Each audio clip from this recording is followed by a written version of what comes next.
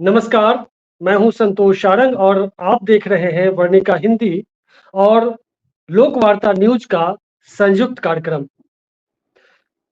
हमारे साथ लोकवार्ता न्यूज के संपादक प्रभात कुमार जी हैं इस चर्चा में।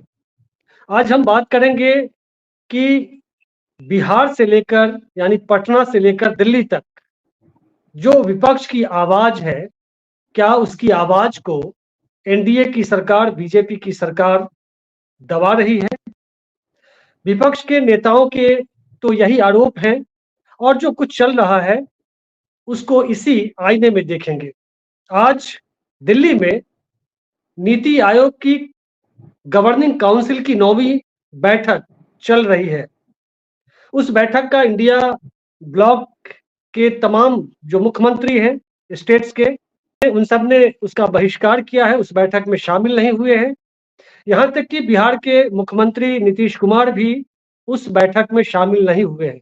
हालांकि डिप्टी सीएम, दोनों डिप्टी सीएम सम्राट चौधरी और विजय कुमार सिंह वहां उस बैठक में मौजूद हैं।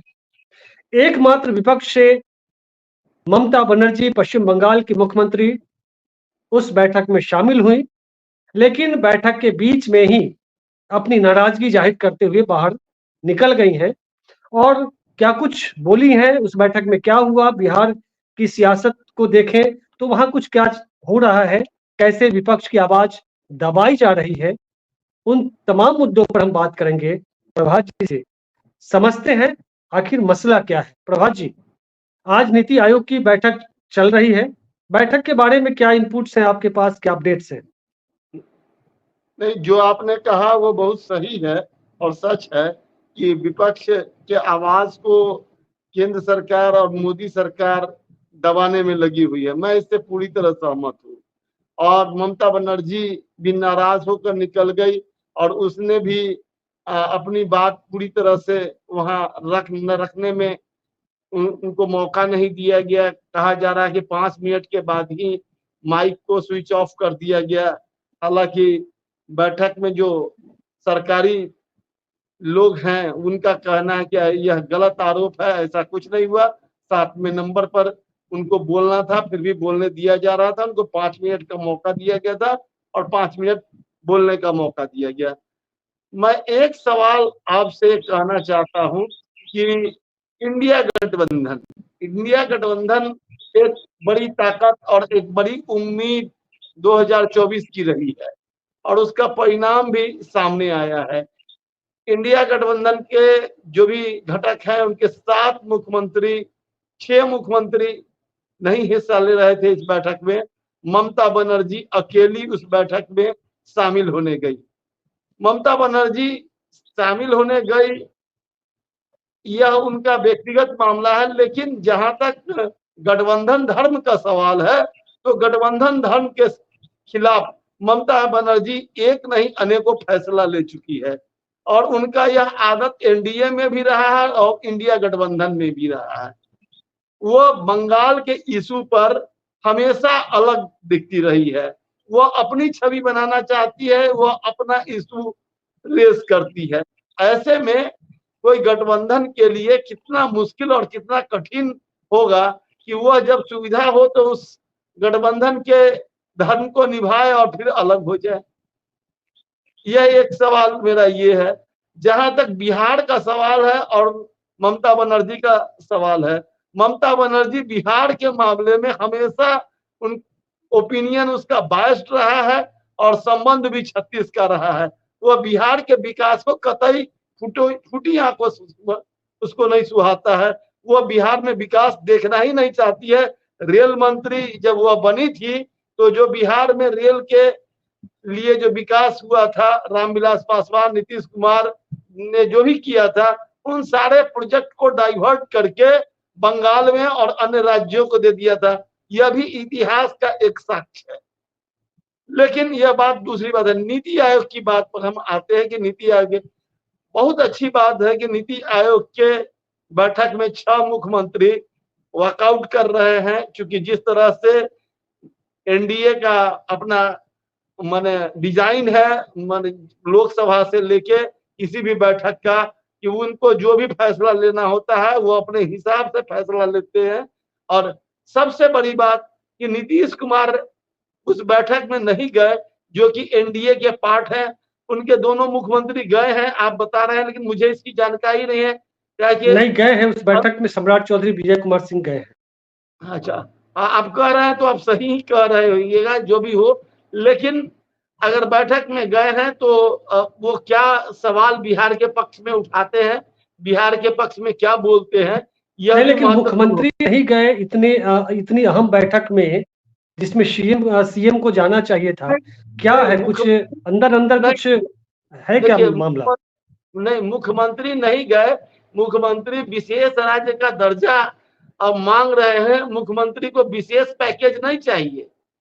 यह अलग बात है कि मुख्यमंत्री नीतीश कुमार अभी बहुत कमजोर स्थिति में है और जो गठबंधन है उसमें भाजपा एक ताकतवर स्थिति में है, और फिर भी जो जनमत का ताकत उनको लोकसभा के चुनाव में मिला है और जिस तरह से उन्होंने सीटों के मामले में लोकसभा के चुनाव में बराबरी की है, थोड़ा सा उसके कारण उनका साहस बढ़ा है। और इसी साहस का परिणाम है कि वो उन्होंने इस बैठक से अलग रहकर एक एनडीए को संकेत दिया है कि कहीं ना कहीं उनकी नाराजगी है कि उनको विशेष राज्य का दर्जा नहीं दिया जा रहा है। विशेष राज्य के अच्छा, दर्जा के मामले में एक सेकंड, दूसरा विशेष राज्य के दर्जा के मामले में मैं एक सवाल जरूर करना चाहूंगा, और यह सवाल जो कांग्रेस की पूर्ववर्ती सरकार है उससे भी होगा। और कई समय और परिस्थिति के अनुसार मांग बदलती है और उसके मापदंड में भी परिवर्तन होता है। तो मापदंड में अगर आज एनडीए से परिवर्तन करने के लिए कहा जा रहा है तो यह नीतीश कुमार की कोई गलत मांग नहीं है, क्योंकि नहीं, एक जब और विशेष सवाल है राज्य का प्रभात जी, एक और सवाल है कि विशेष राज्य का दर्जा का मामला तो है ही। बिहार विधानसभा में जो हंगामा हुआ जिस पर मुख्यमंत्री नीतीश कुमार ने जवाब भी दिया है कि आरक्षण की सीमा जो 65% बढ़ाई गई, जिस पर हाईकोर्ट ने उस पर मतलब उनका फैसला आया उसके खिलाफ, तो नीतीश कुमार ने जानकारी दी कि इसे 9वीं अनुसूची में डालने के लिए प्रस्ताव केंद्र सरकार को भेज दिए और दूसरी तरफ सुप्रीम कोर्ट में भी मूव किया गया है। तो केंद्र सरकार 9वीं अनुसूची को लेकर तो कोई इंटरेस्ट दिख नहीं रहा है। दो सवाल हैं बिहार के मुख्यमंत्री के सामने और केंद्र सरकार सामने है। मोदी सरकार का बिहार के मामले में उसी तरह का सौतेला व्यवहार है जिस तरह का कांग्रेस का रहा है। कांग्रेस के राजपाट में भी वही हुआ है जो मोदी सरकार में हो रहा है। दोनों इस मामले में बराबर की दोषी है।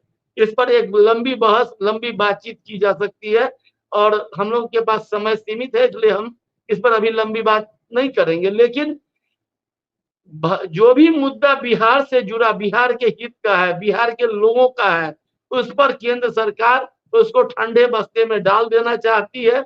वह अभी बिहार में जो भी मामला है, जिस तरह से सुप्रीम कोर्ट का फैसला आया है, तो उसका एक ही उपाय है कि केंद्र सरकार आरक्षण के मुद्दे को 9वीं अनुसूची में अगर डाल देती है तो वो जो फैसला है सुप्रीम कोर्ट का वो आपसे आप निरस्त हो जाएगा और यहाँ 65% रिजर्वेशन बहाल हो जाएगा। लेकिन यह क्या तो वही लगता है कि मोदी सरकार, एनडीए सरकार ऐसा करेगी? नहीं, केंद्र की सरकार वही सरकार है ना जिसने आरक्षण जब सवर्णों को दिया तो 50% जो लोग थे, जो सामान्य वर्ग के लिए सीट था, उसमें ये क्लॉज लगा दिया गया कि अगर जो लोग आरक्षण का दावा करेंगे तो उनको आरक्षण का लाभ नहीं मिलेगा। ये आप जानते हैं, ये सच्चाई है ना कि तो कुल मिला के सवर्णों के हिस्से 60% का दावा है, 60% का अवसर है और हम लोगों के हिस्से 40% भी नहीं है। तो ये स्थिति, ये जो विकट परिस्थिति है, तो केंद्र सरकार के नियत और नीति में मैं बराबर से कह रहा हूं कि कोई अंतर नहीं है, कहीं से भी कोई इस मामले में कोई। लेकिन मैं एक बात कहना चाह रहा हूं, आज जो अगर हम जो नीति आयोग की बैठक हो रही है, अगर हम विपक्ष के नेता होते, हम अगर उसकी जगह अगर वहां होते तो हम आज भारत की सरकार से मांग करते कि वर्तमान जो परिस्थिति है और जो बिहार की परिस्थिति है, बंगाल की परिस्थिति है, उड़ीसा की परिस्थिति है, उसमें मैदानी इलाकों के लिए विशेष राज्य के दर्जा का जो पुराना नॉर्म है उसमें परिवर्तन किया जाना चाहिए। क्या है कि इस तरह का कांग्रेस की सरकार ने जब 7 हिल्स को, जो पूर्वांचल के राज्यों को आरक्षण देने के लिए जो पुराना जो जम्मू कश्मीर का विशेष राज्य का के लिए जो बना था प्रावधान, उसमें सुधार किया गया था, तो उसको कहा जा सकता था। तो एक बड़ा गोल होता कांग्रेस के लिए भी। कांग्रेस समय चूक जाती है कभी कभी और छोटी छोटी राजनीति में फंसी रह जाती है। अच्छा, इससे ममता बनर्जी ने जो बाहर निकली जब बहिष्कार करके, तो उन्होंने मीडिया से जो बातचीत की है, जो बताया है उसमें कि जो नीति आयोग है उसके पास कोई वित्तीय शक्ति ही नहीं है। तो वित्तीय शक्ति, या तो वित्तीय शक्ति दी जाए या फिर जो पुराना है, जो योजना आयोग जिसका नाम बदलकर नीति आयोग किया गया, तो उसको वापस किया जाए। और दूसरी तरफ बंगाल को फंड की बात को लेकर के, फंड की बात पर चर्चा की। तो क्या ये नाराजगी जो है, क्या इंडिया ब्लॉक के खिलाफ या पक्ष में जाएगा? क्या है मतलब, इससे क्या होगा? इंडिया ब्लॉक मजबूती या एकता दिखेगी बाद में, या खुश होगा जो बाकी मुख्यमंत्री नहीं गए हैं? देखिए, इंडिया ब्लॉक का की जो ताकत है वो 6 मुख्यमंत्री वहां अनुपस्थित रहे, यह ताकत अपने आप में पर्याप्त है। कहीं ना कहीं से दिख रहा है कि इंडिया ब्लॉक मजबूत है। संसद में भी जिस तरह से उनका विरोध दिख रहा है, और 10 साल के शासन के बाद, मोदी सरकार के 10 साल के शासन के बाद, मोदी 3 के शासन काल में जो संसद में अब विपक्ष दिख रहा है, वो विपक्ष की ताकत को स्पष्ट रूप से प्रदर्शित करता है। ओम बिरला जिस तरह से परेशान दिखते हैं सरकार को बचाने, और अपनी गरिमा से बाहर हटकर भी वो जिस तरह से सरकार का बचाव करते हैं, उससे साफ नजर आता है कि विपक्ष की क्या ताकत है। इसलिए अच्छा, नीति आयोग की बैठक में क्या सब हुआ है? एक बात कहा है कि ममता बनर्जी का जो कमिटमेंट है किसी गठबंधन के प्रति, वो बहुत गलत है, और इस पर राहुल गांधी को विचार करना चाहिए। इसी ममता बनर्जी के कारण इंडिया गठबंधन में नीतीश कुमार के साथ जो घटना हुई, उसमें उस समय भी यही ममता बनर्जी और लालू यादव थे। लालू प्रसाद यादव पर मैं बाद में आऊंगा, कभी बड़ी विस्तार से चर्चा करूंगा। लेकिन ममता बनर्जी एक ऐसी नायिका है, एक ऐसी खलनायिका है जो बार बार किसी चीज के खेल को बिगाड़ देती है। अच्छा, नीति आयोग की बैठक में क्या सब चर्चा हुई है? मैं आपसे ये जानना चाहता हूं कि जब किसी गठबंधन के एकता का सवाल है, तो 6 लोग अगर नहीं जा रहे हैं तो 7वें को वहां जाने का क्या औचित्य है? ये आप नहीं, तो देखिए, ये ममता बनर्जी का तो पुराना ये है, रिकॉर्ड है। मायावती हो या फिर ममता बनर्जी, इन दोनों पर विश्वास नहीं किया जा सकता है कि कब क्या निर्णय लेगी, जिसके साथ खड़ी होंगी, क्या बिल्कुल पैर जमा कर खड़ी होंगी। ये तो पहले से पुराना रिकॉर्ड है, लोग जानते हैं, इसलिए कोई आश्चर्य की बात नहीं है। हम बात कर रहे थे कि नीति आयोग की बैठक में जो कुछ पॉइंट्स हैं जो जिस पर चर्चा हुई है, वो आपके पास है क्या? एक सवाल आपने उठाया था कि नीति आयोग को कोई वित्तीय पावर नहीं है। निश्चित तौर पर योजना आयोग का नाम बदलकर नीति आयोग कर दिया गया है। जो प्लानिंग कमीशन था वही, क्योंकि नीतीश माने जो ये सरकार है एनडीए की, उसमें नाम बदलने का पुराना एक रिकॉर्ड बनता जा रहा है। हमेशा शौकीन लोग हैं बीजेपी के लोग नाम बदलने का, कल की तारीख लेकिन अपना नाम नहीं बदल पाया आज तक। कल की अपना नाम छोड़ के बाकी का नाम चेंज करते रहते हैं जी। कल की तारीख में इस संसद का नाम बदल के अगर वो पंचायत कर दे तो कोई हैरत की बात नहीं होगी। तो उसी तरह से जो भी कांग्रेस का दिया हुआ नाम है उसको बदलकर वो अपनी एक नयापन का वो बोध कराना चाहती है। इंडिया गेट हो चाहे जो भी हो, हर जगह वो कोई ना कोई नया नाम लाना चाहती है। कई शहरों का वो नाम बदलती है। यह सब कोई नया किस्सा नहीं है।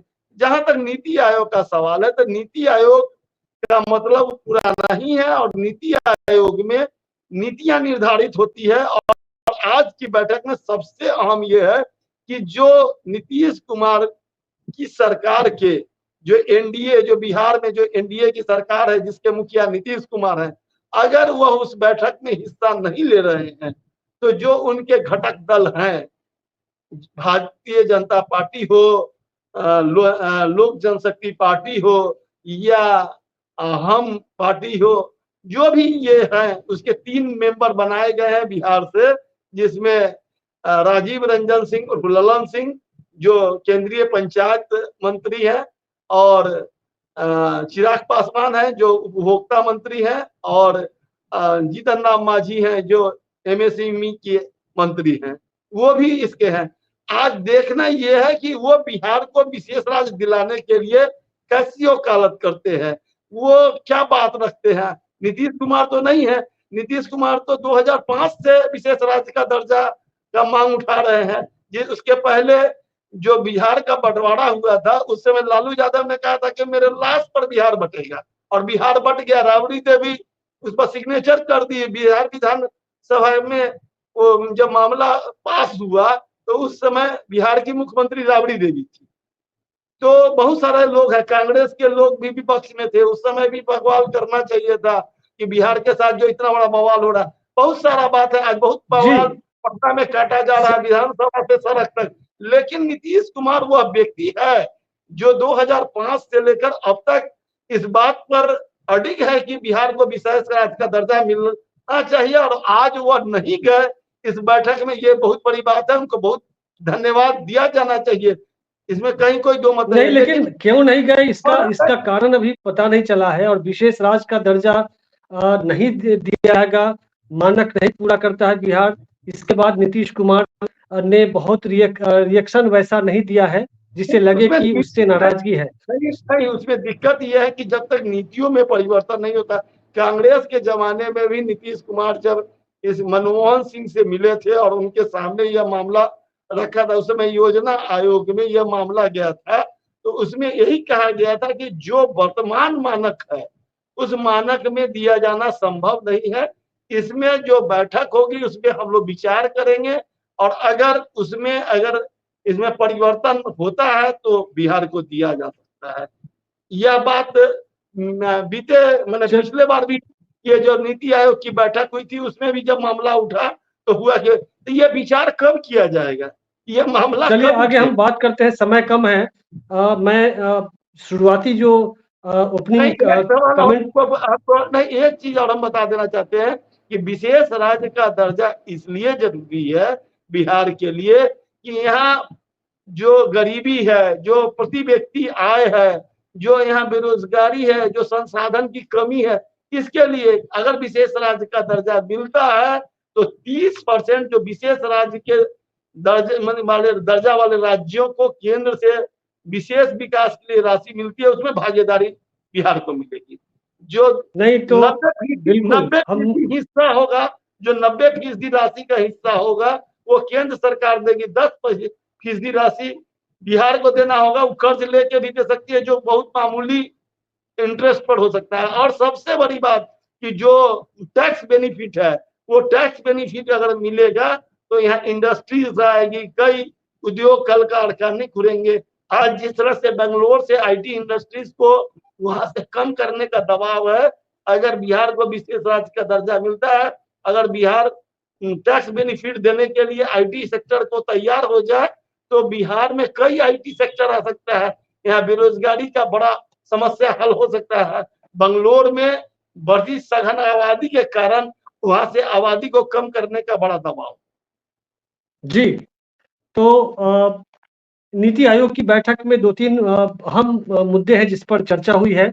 एक तो 2047 तक भारत को विकसित राष्ट्र बनाने का संकल्प लिया गया है, और दूसरी चीज बताई गई है कि भारत $5 ट्रिलियन के साथ तीसरी सबसे बड़ी अर्थव्यवस्था, दुनिया की सबसे बड़ी तीसरी अर्थव्यवस्था बनने की राह पर है, और 2047 तक $30 ट्रिलियन की इकोनॉमी बनाने का संकल्प लिया गया है। अब ये होगा क्या होगा ये अलग मुद्दा है, लेकिन फिलहाल हम बात कर रहे थे जब शुरुआती जो हमने बात रखी उसमें कि कैसे दिल्ली से पटना तक और पटना से दिल्ली तक विपक्षी दलों के जो नेता हैं उसकी आवाज बंद की जा रही है, दबाई जा रही है।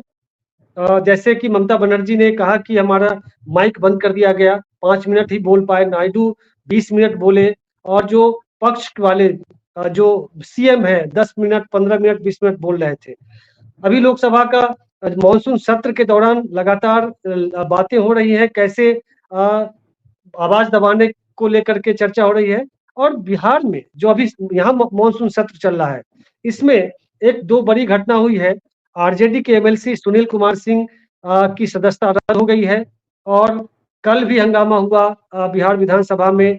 लगातार राजद और जो कांग्रेस और माले के जो विधायक हैं वो आरोप लगा रहे हैं कि आवाज बंद कर दी जा रही है सुनील कुमार सिंह को लेकर। और जो कुछ हंगामा हो रहा है, कैसे बिहार में अपराध बढ़ रहे हैं। कल पूर्णिया में तनिष्क के शोरूम में करोड़ों की के ज्वेलरी लूट ली गई। हत्याओं का दौर जारी है। इसको लेकर के कांग्रेस के नेताओं पर लाठीचार्ज हुआ था। तो ये क्या है, बिहार में सुनील कुमार सिंह का क्या मामला है और जो विपक्ष के नेता लगातार बढ़ते अपराध को लेकर जो हंगामा करते रहे, जिसके बाद लाठियां बरसाई गई, माइक बंद करने की बातें आई। तो इसको कैसे देखते हैं बहुत संक्षेप में? सुनील कुमार सिंह का मसला भी थोड़ा सा उस पर आप जिक्र करिए। सुनील कुमार सिंह का जो मसला है वो मिमिक्री का मसला है। और सबसे बड़ी बात है कि अब जो राजनीति का जो स्तर हो गया है, और जब अब किसी की आलोचना करते हैं और कोई व्यक्तिगत संबंध आपका किसी से अगर दिखता है तो आप कांटे माने आंख के कांटे बन जाते हैं, आप उसके आंख पे चढ़ जाते हैं। सुनील कुमार सिंह राबड़ी देवी के मुंह बोले भाई के रूप में प्रोजेक्ट किए जा रहे थे। अभी जो चुनाव छपरा में भी हुआ तो वो पूरे चुनाव का कैंपेन वही संभाल रहे थे और लगातार नीतीश कुमार के खिलाफ वो जबरदस्त तरीके से बोल रहे थे। और जो संविधान का तौर तरीका होगा ये तो सामने आएगा कि देवेश चंद्र ठाकुर जो सभापति थे उन्होंने ये फैसला दिया, उसने फैसला में क्या दिया है और किस आधार पर उनको निलंबित किया गया है। निलंबन हुआ है तो निलंबन में जवाब भी दे सकते हैं और जवाब अगर संतोषजनक नहीं होगा तब उनका उनको उनकी सदस्यता समाप्त करने की बात आएगी। निलंबन सस्पेंशन है तो उसमें कुछ न कुछ सवाल उनके पास आया होगा कि जिसका उनको जवाब देना होगा।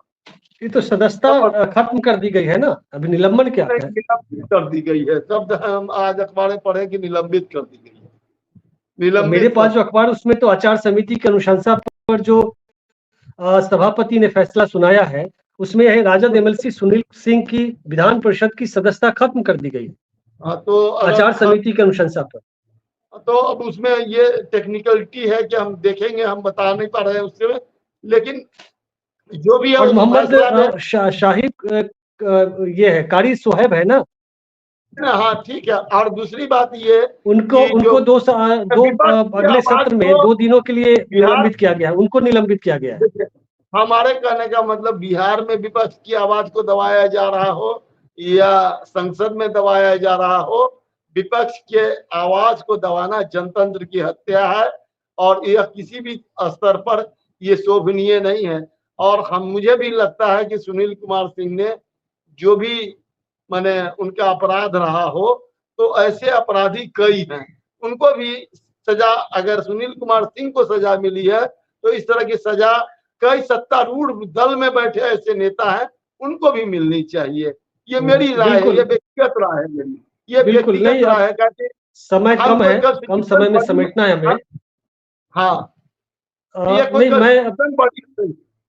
और दूसरा मामला कुछ जोड़ दूं, अपराध को लेकर जो आप कह रहे हैं, अपराध को लेकर जो भी चीजें है ये पूरा शर्मनाक है। और नीतीश कुमार जिस कानून के राज के बदौलत 18 साल 19 साल शासन किए हैं उसमें यह कुछ हाल का जो कुछ वर्ष है, जब से ये जो नए डीजीपी आए हैं उसके बाद से जो कानून जो इसके पहले भी थे 2 डीजीपी का कार्यकाल इतना अपराध के मामले में बिहार के लिए दुखदाई और निराशाजनक रहा है कि उसकी चर्चा जो भी की जाए वो कम। नहीं, जो दिल्ली में दिखा, दिल्ली यानी दिल्ली की सत्ता, लोकसभा सत्र के दौरान किस तरह पिछली बार भी इलेक्शन के पहले भी किस तरह 100 से अधिक विपक्ष के नेताओं को बाहर निकाल दिया गया। वो बिहार में भी वो चीज़ें दिखने लगी है कि मिमिक्री करने पर, मिमिक्री तो एक आर्ट है, कला है। लालू प्रसाद यादव की मिमिक्री ना जाने कितने कलाकार और दूसरे नेता भी करते रहे। और मुख्यमंत्री नीतीश कुमार का ताज़ा बयान है, औरतों पर, स्त्रियों पर जो पहले ये पॉपुलेशन को लेकर जो बयान आया था, जिसकी मोदी ने भी आलोचना की थी। अभी उन्होंने एक आरजेडी के विधायक को उन्होंने कहा कि अरे चुप रहो, औरत हो क्या जानती हो। तो इस उनकी टिप्पणी अगर देखी जाए तो औरत को वो कमतर आंकते हैं। तो ये मिमिक्री करना या किसी का वो मजाक उड़ाना, वो कैसे वो सदन की गरिमा और बाकी चीजों के खिलाफ है और कैसे अनुशंसा की गई है। हालांकि देवेश चंद्र ठाकुर को केंद्र में लेकर के, मतलब उनको, उन पर लोग आरोप लगा रहे हैं कि इसके पीछे पूरा खेल देवेश चंद्र ठाकुर के माध्यम से लोकसभा भेजने को लेकर नीतीश कुमार के यहाँ प्लानिंग बनी 19 अप्रैल को शायद। और इसके पहले डॉक्टर प्रोफेसर रामबली सिंह को, रामबली सिंह है ना, चंद्रवंशी, उनकी सदस्यता गई थी। खैर वो तो पार्टी में थे, उनका उदाहरण अभी सत्ता पक्ष के लोग नेता दे रहे हैं कि परंपरा तो वहीं से शुरू हो रही है। लेकिन वो तो पार्टी विरोधी गतिविधियों के कारण पार्टी की तरफ से शिकायत की गई थी विधान परिषद के जो सभापति है उनके निकट। जी, अंतिम टिप्पणी के साथ खत्म एक करेंगे। बात आपको हम जरूर कहेंगे कि सुनील कुमार सिंह भी कुछ हद पार करके लगातार बयान देते रहे हैं, जिसे सुधाकर सिंह भी देते रहे हैं। और जहां तक रेखा देवी का सवाल है, जो आरजेडी की रेखा देवी है, मुझे ऐसा नहीं लगता है कि नीतीश कुमार ने बहुत बड़ा अपराध कर दिया, इसलिए कि कोई वो उनके बोलने का टोन ऐसा नहीं था कि तुम नहीं जानती हो। जैसे हो एक सीनियर आदमी अपने थोड़ा सहयोगी को जिस तरह से नीतीश कुमार उस दिन अपराध किए बड़ा महिलाओं के मामले में किया था, जिस दिन वो परिवार नियोजन का मामला उठा था। लेकिन रेखा देवी के साथ जो बात हुई है वो कोई बहुत, लेकिन राजनीति है कि राजनीति में छोटी बात को बड़ी बात बनाई जाती है और बड़ी बात को छोटी कर दी जाती है। नीतीश कुमार जैसे व्यक्ति है, उनसे ऐसी उम्मीद नहीं की जाती है। दरअसल उनका जो पहले व्यक्तित्व रहा है उसके लेके लोगों की अपेक्षा ऐसी रहती है कि उनसे बहुत शालीन व्यवहार और किसी मामले में बहुत शालीन फैसले की उम्मीद रहती है। और हम तो चाहेंगे कि सुनील कुमार सिंह को लेकर भी जो फैसला लिया गया है, नीतीश कुमार को उस पर विचार नहीं। वैसे सुनील कुमार सिंह ने आरोप लगाया कि हमारी बात नहीं सुनी गई है, वो बड़ा मसला है। खैर, वक्त हमारे पास नहीं है, तो मैं बात कर रहा था कि किस तरह से पटना से लेकर बिहार तक, पटना से लेकर दिल्ली तक एक ही पैटर्न दिख रहा है। जब से बिहार में एनडीए की सरकार, बीजेपी के साथ नीतीश कुमार ने सरकार बनाई है, तब से सदन में भी दिल्ली वाला पैटर्न दिखता है। सत्र के दौरान कैसे विपक्षियों को पर अंकुश लगाई जाए। तो इस एपिसोड में बस इतना ही। मिलते हैं अगले अंक में, तब तक के लिए नमस्कार, शुक्रिया। नमस्कार।